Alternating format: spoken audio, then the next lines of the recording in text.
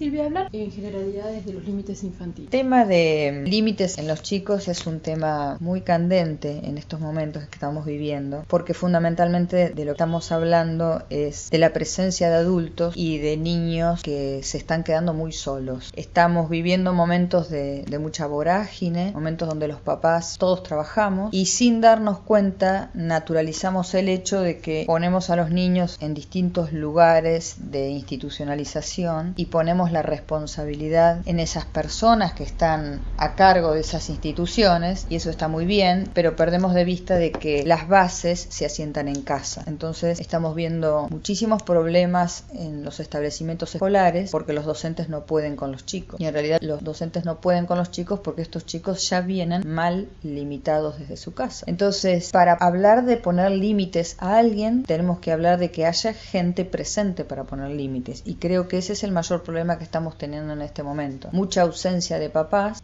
que están por ahí poniendo su objetivo en producir, porque también el sistema ayuda a que los papás tengan que darle muchas más horas de trabajo y más espacio al trabajo, porque si no, no llegan a fin de mes. Entonces toda una cadena que se instala y cada vez es más masiva la posibilidad de las mamás a salir a trabajar, cosa que hace 30, 40 años atrás no ocurría. Ahora sale mamá y papá a trabajar. Son muy pocas las mamás que no trabajan, aunque sea part-time, las mamás en general trabajan. Entonces esto hace que los chicos estén muy poco en casa, haya muy pocos límites, y ese es uno de los graves problemas, la ausencia. Después, si tuviéramos presencia, podríamos hablar, bueno, ¿y cómo los limitamos? O sea que creo que el puntapié inicial ya de arranque no estamos bien, porque hay muchos papás en ausencia. Una vez que tenemos los papás, el segundo punto que no hay que perder de vista es que los papás, no son amigos de sus hijos. Y esto cada vez se ve más porque entramos en el circuito de la culpa. Como el papá no está, se siente culpable, entonces trata a su niño como si fuera padrino, un tío, y siente en el fondo la culpa de poner un límite saludable, pensando que como está en ausencia su hijo se lo va a reclamar. Y esto el chico lo percibe perfectamente y manipula estas situaciones. Entonces vemos chicos muy chiquitos, porque cada vez los docentes se quejan más tempranamente. Ya los docentes de jardín de infante se quejan de que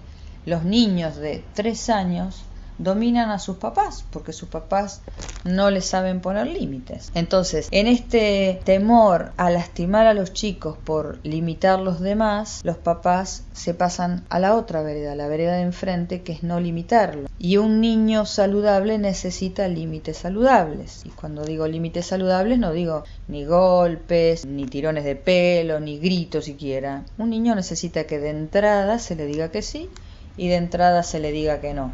Si esto está naturalizado, el chico va a entender qué es lo que se puede y lo que no se puede. Y es la importancia también de seguir una línea, ¿no? De cuando es sí, una coherencia, y cuando es no, es no. Como adultos tenemos que tener eso, ¿no? Esa posibilidad de dar ese ejemplo. Y ese pecado, por decirlo de alguna manera, es constante, se comete continuamente. Le decimos, no vas a hacer tal cosa porque ahora estás castigado, y 5 minutos después cambiamos la versión. Entonces, para nuestros hijos no somos personas que merezcamos respeto en ese sentido, porque nuestra palabra no tiene valor. Nosotros nos encargamos de devaluar ese espacio, el espacio de la palabra, con estas contradicciones que permanentemente vamos cometiendo. En síntesis, el límite no es más que una demostración de cariño y de preocupación por otros chicos.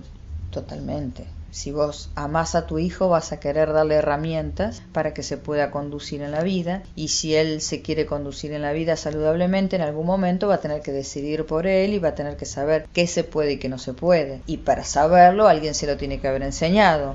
Y los mejores maestros en ese sentido son mamá y papá. Entonces, si mamá y papá aman verdaderamente a este hijo, seguramente que le van a instaurar límites saludables. Pero ahí está quien le pone el cascabel al gato, ¿no? Los papás temen todo el tiempo ponerle el límite a los hijos. Hay un autor muy conocido, ya fallecido, pero contemporáneo, que es Jaime Barilco, donde ha escrito tantos libros acerca de el temor a limitar a los hijos. Y en definitiva, los papás temen hacer esto porque temen que sus hijos no los amen. Y es justamente todo lo contrario. Un papá que ha podido sostener, como dijiste vos, con la palabra, una coherencia entre la palabra y el acto, es un papá que va a ser siempre respetado por su hijo. Aunque el hijo en ese momento se enoje, porque al hijo probablemente que no le guste esto que le está diciendo el papá porque no lo entiende, porque es niño, pero que seguramente que en algún momento lo va a entender y lo va a capitalizar y hasta lo va a agradecer. Pero no en el momento, porque el niño no entiende por qué el papá le dice esto, la mamá le dice esto. Es como una inversión a futuro, diría yo.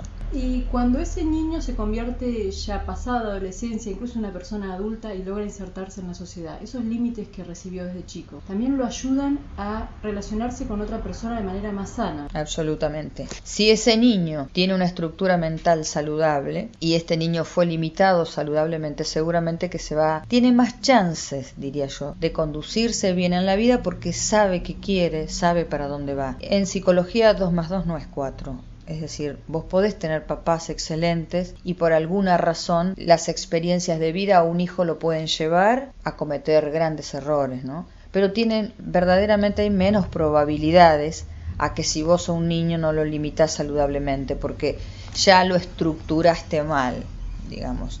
Los 18 primeros años de vida, que son los años de la estructuración y de la constitución de la personalidad, depende de mamá y de papá y de los maestros y de los abuelos y de los mayores que rodeen a este niño. Y por supuesto que si esto fue saludable, vamos a tener un adulto con algunas garantías de salud mental. No lo podemos garantir 100% nunca, pero sí va a tener bastantes más chances que aquel que haya recibido un maltrato, desidia, desinterés, porque todo eso genera rencor, odio, minusvalía emocional, baja autoestima. Entonces todo eso a futuro nos da como resultado un adulto muy neurotizado y muy conflictuado, ¿no? Y la forma de ser con la cual ya todos cargamos, una forma de ser determinada. Eso es el temperamento, eso es con lo que nosotros venimos, sí, claro. Influye bastante, porque eso es con lo que vos venís a este mundo. Después, sobre eso, más la educación y las enseñanzas y las experiencias de vida, se instituye el carácter, que es lo que se va haciendo de vos. Entonces el temperamento es aquello más esencial de vos que en algunos casos hay que decirlo de alguna manera, no sé decir domesticar, pero a veces hay personas, suponte que son muy temperamentales o muy impulsivas, entonces requieren de un aprendizaje o de un control de esas emociones o una mejor canalización de esos impulsos, canalizar esos impulsos de manera saludable, lo cual no significa convertirlo, suponte, en una malva, porque a lo mejor es una persona enérgica, pero que esa energía pueda ser canalizada saludablemente, ¿no? Suponte, te voy a dar un ejemplo muy burdo, pero que era un ejemplo que a mí me daban en psicopatología y me quedó muy grabado. Cuando vos querés ser médico cirujano, tenés que tener un cierto grado mínimo de actitud sádica, pero un sadismo positivo.